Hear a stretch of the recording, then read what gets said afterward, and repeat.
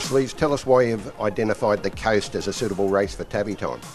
Well, he profiles that style of horse. It's for 3 and 4 year olds over a mile, which I feel's at least the distance he's looking for. And of course, a good prize money attached. You're always looking to place your horses where they can earn their most prize money for connections, and it just profiles as the right style of race for him. Well, I think he's got plenty of ability. In the horse's defence, we've kept him at 1400 metres for 3 runs now for this preparation, which, to be fair to the horse, he's looking for further ground, which he'll get that opportunity now with a month between runs going up to the mile. Where his ceiling is, I'm not sure. I think he's found some nice enough races along the way, but it's not time now to test him in better grade and see where he sits. I think he's certainly up to a race like that, and I think with even luck he'll be right in the finish. Tavi time, he pressed a button and it dashed away inside the 200. Battling away is Magneteer, Vein Invader in the centre, but Tavi time through to the championship final. In the provincial midway championships, he won his heat easily over 1400 here, but you were still concerned that the 1400 in the final might just be a little bit short? Yeah, it was always the concern, and then he drew the bad gate, stepped slow, which meant we were back.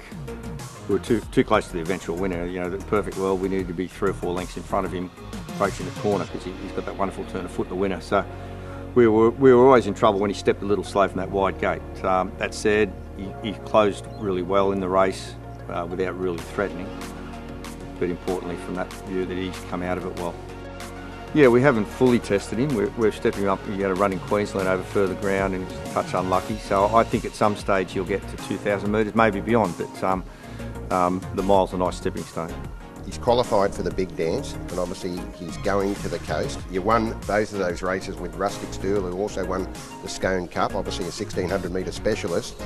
Does Tavi time profile similarly to that horse? Yeah, a little. Rustic Stool, I think, ran 4th in the provincial final when we then went a month into the coast, so a similar setup. Probably Rustic Steel's more your sprinter mile, whereas this horse is probably a mile plus. So, but there are some similarities. As an expert, since you've won the race, what sort of horse does it take to win the coast? Well, it's only been around a few years, and I think it's getting stronger each year. I think it's becoming more on trainers' minds and they're planning for it. So I think each year will get that little bit tougher to win. But you do need a high quality horse and potential. Well, it's not a group race yet, but I'm sure in time it will be, and that's the style of horse you need. The Lees family is obviously one of racing royalty, with your late father Max and Luskin Star among other great racehorses. You took over after his unfortunate passing, and now your son has put his foot in the water at least, Marshall, working for the stable. Yeah, it's great to have family involvement. My daughter works in the office a few days a week as well, so it's great to have that involvement.